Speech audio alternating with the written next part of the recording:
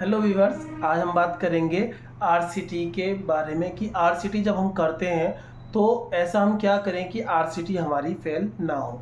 ये video exclusively dental students के लिए या फिर डेंटिस्ट के लिए है।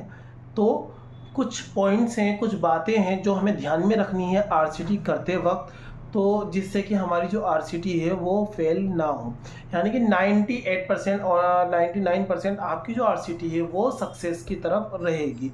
ऐसा क्या है कि हम वो करें तो हो जाए। अक्सर मैंने ये चीज़ देखी है कि जब भी कभी कोई भी डेंटल स्टूडेंट्स हो या फिर कोई डेंटिस्ट हो तो क्या करते हैं, पहली चीज़ ये होती है कि वो जब बीएमपी यानी कि बायोमैकेनिकल प्रिपरेशन जो होती है, रूट कैनाल प्रिपरेशन जो होती है, वो जब करते हैं तो उसमें बहुत हबड़ा तबड़ी एक तो करते हैं, बहुत ज़्यादा जल्दी, पेशेंट बैठे हैं जल्दी से जल्दी करो, ये करो वो करो, नहीं, बहुत आराम से। सबसे पहली चीज़ है कि आपको बहुत आराम से, बहुत सुकून से आपको जो है बीएमपी करनी है। आपको फर्स्ट विजिट में ही बीएमपी कंप्लीट करनी है। पहली चीज़ ये है, सबसे पहली चीज़ आपको फर्स्ट विजिट में ही बीएमपी करनी है। अब उसमें कैल्शियम हाइड्रोक्साइड डालना है नहीं डालना है वो सब बात की बात है, लेकिन आपको बीएमपी पहली विजिट में ही पूरी करनी है। लेकिन आपकी आरसीटी फेल ना हो, इस तरह की बीएमपी करें हम कि आरसीटी हमारी फेल ना हो, तो उसके लिए हमें क्या करना होगा, हमें दो बातों को फॉलो करना पड़ेगा। उन दो बातों के अलग अलग पॉइंट्स हैं, वो मैं यहाँ पे डिस्कस करूँगा। तो वो दो पॉइंट्स क्या हैं, तो चलिए हम जानते हैं। आगे बढ़ने से पहले आप हमारे चैनल को पहले सब्सक्राइब कर दें, अगर अभी तक आपने सब्सक्राइब नहीं किया है तो। हम यहाँ पर जो है थोड़ा सा शेयर करते हैं जनरल वीडियोस भी, और कुछ जो डेंटिस्ट्री की, जो डेंटिस्ट के लिए वीडियोस हैं वो भी हम यहाँ शेयर करते हैं। तो अब हम बताते हैं आपको कि वो दो पॉइंट क्या है। वो दो पॉइंट है मैकेनिकल ऑब्जेक्टिव्स और बायोलॉजिकल ऑब्जेक्टिव्स, यानी कि क्लीनिंग और शेपिंग के, यानी कि बीएमपी बायोमैकेनिकल प्रिपरेशन के दो बहुत इंपॉर्टेंट यहाँ पर जो टॉपिक्स हैं वो हैं mechanical objectives and biological objectives. Mechanical objectives क्या है, मैकेनिकल ऑब्जेक्टिव्स जो है 5 हैं, ठीक है। वो 5 क्या है, सबसे पहली चीज़ ये है कि आपको मैकेनिकल ऑब्जेक्टिव में जानना पड़ेगा मैकेनिकल क्या। मैकेनिकल मतलब है दांत जो है, दांत की जो रूट है, रूट के अंदर जो कैनाल है उसकी किस तरह की जो है शेप होनी चाहिए, ठीक है। कितना उसको प्रिपेयर करना है, कितना नहीं करना है, ये आएगा मैकेनिकल में। बायोलॉजिकल में आएगा कि उसके अंदर जो टिश्यूज़ हैं वो किस तरह से साफ़ करने हैं, कैसे करने हैं, कहाँ तक प्रिपरेशन करनी है, ये सब देखना है।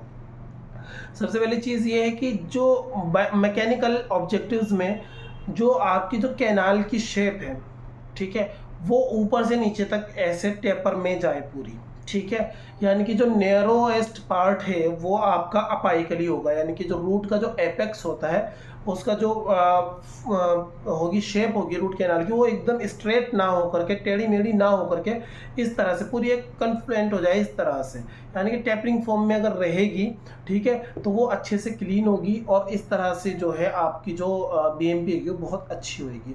दूसरा पॉइंट ये है इसमें कि जो आपका जो डायमीटर है, जो आपका रूट कैनाल का जो डायमीटर है जो टेपर में जा रहा है, तो वो ऊपर से नीचे तक बहुत अच्छे से इवनली फॉलो करना चाहिए। यानी कि ऊपर से ठीक है वाइडेस्ट पार्ट है यानी कि कोरोनल साइड में, और अपाइकली आपका नेरो है, तो वो ऐसा ना हो कि बीच में गड़बड़ा जाए, वो ऊपर से नीचे तक पूरा एक फ्लो में आना चाहिए, ठीक है। पहली चीज़ हुई कि ऊपर वाइडेस्ट पार्ट होगा, नीचे नेरोएस्ट पार्ट होगा।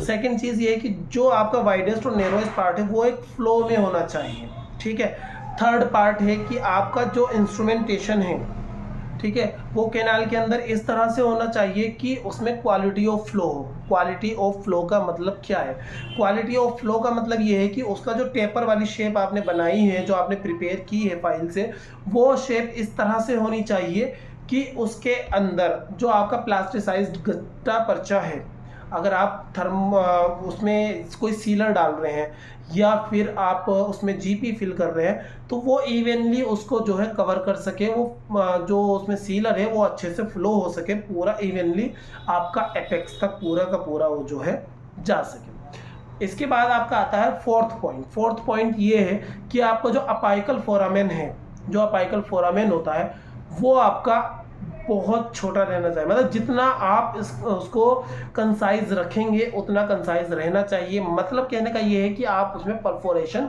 ना करें।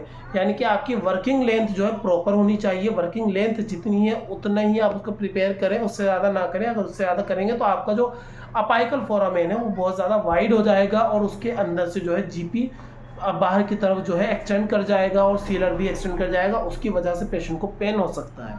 ठीक, ये आपका आरसीटी फिर फेल हो जाएगी। इसके बाद में इम्पॉर्टेंट जो पॉइंट है, फिफ्थ पॉइंट ये है कि आपकी जो शेप है कैनाल की, ठीक है, और आपने जो क्लीन किया है, ठीक है, वो इस तरह से होनी चाहिए कि आप जब ऊपर से नीचे तक पूरा का पूरा प्रिपेयर कर रहे हैं तो आपकी जो कैनाल है, ठीक है, कैनाल पूरी की पूरी वो जा करके वहीं एपेक्स जो है उसका जो अपाइकल फोरामेन उसी में खुलना चाहिए। यानी कि आपने जो बीएमपी की है वो आपकी सीधी अपाइकल फोरामेन में होनी चाहिए।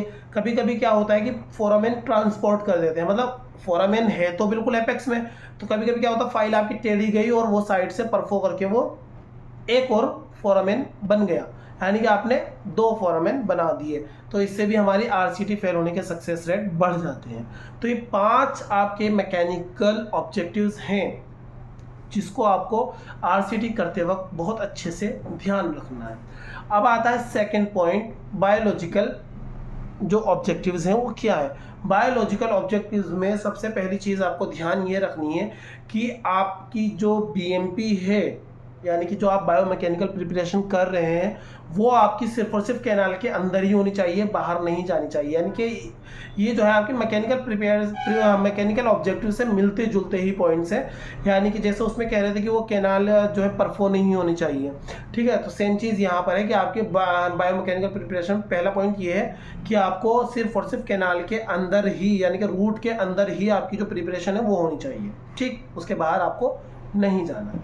दूसरी चीज़ ये है कि जितने भी उसके अंदर टिश्यूज़ हैं, जो नेक्रोटिक टिश्यूज़ हैं, जो डेड टिश्यूज़ हैं, जो इन्फ्लेम्ड टिश्यूज़ हैं, जो इन्फेक्शन वाले टिश्यूज़ हैं, वो आपको सारे के सारे बाहर निकालने हैं। वो आपके जो है अपाइकल फोरामेन को क्रॉस करके पेरी अपाइकल रीजन में नहीं जाने चाहिए, otherwise your RCT will be fail. Okay, then आप जो है जब बीएमपी कर रहे हैं, पहला पॉइंट हमने बताया कि आपकी जो कैनाल है कैनाल के अंदर आपकी बीएमपी रहनी चाहिए। सेकंड हमने बताया है कि आपकी जो बीएमपी हो रही है उसमें जो है जो नेक्रोटिक टिश्यूज़ हैं, जो डेड टिश्यूज़ हैं, वो आपकी कैनाल से बाहर नहीं जाने चाहिए। तीसरा पॉइंट ये है कि जितने भी डेड टिश्यूज़ हैं या नेक्रोटिक टिश्यूज़ हैं, इन्फेक्शन वाले टिश्यूज़ हैं, वो सारे के सारे आपको बाहर निकालने हैं। इरिगेशन आपका इतना अच्छा होना चाहिए कि आपके जो है जितने भी वहाँ पर डेब्रिस है वो पूरा का पूरा बाहर निकल जाए, ठीक। इसके बाद में आपका जो है फोर्थ पॉइंट इसमें यह है कि आप कैनाल का सिर्फ इतना स्पेस क्रिएट करना है जितने में आपका जो है जीपी सफिशिएंट जो है आ जाए, मतलब इतना ज़्यादा उसको प्रिपेयर नहीं करना है कि वो बहुत ज़्यादा वाइड हो जाए। बस एक शेप देनी है, क्लीन अच्छे से करना है। जब सारे टिश्यूज़ वगैरह सब निकल जाए, आपको डेंटिन वाइट वाइट कट के आने लगे, वहीं आप रुक जाइए, वहाँ आपकी बीएमपी पूरी हो जाएगी। उसके बाद में जो है आपका पूरा का पूरा जो है वो बीएमपी कंप्लीट हो जाएगी। फिर आपने जो है उसमें ऑब्जर्वेशन कर देना है। यही एक पूरा का पूरा जो प्रोसीजर है यहाँ पर आपका हो जाएगा। मैकेनिकल ऑब्जेक्टिव्स और बायोलॉजिकल ऑब्जेक्टिव दोनों हो जाएंगे, ये दोनों आपके यहाँ पे कंप्लीट हो जाते हैं। इससे आपकी जो है आरसीटी वो फेल नहीं होगी, ठीक है। नहीं, मिलते हैं अब नेक्स्ट वीडियो में नेक्स्ट टॉपिक के साथ। तब तक के लिए थैंक यू, बाय बाय।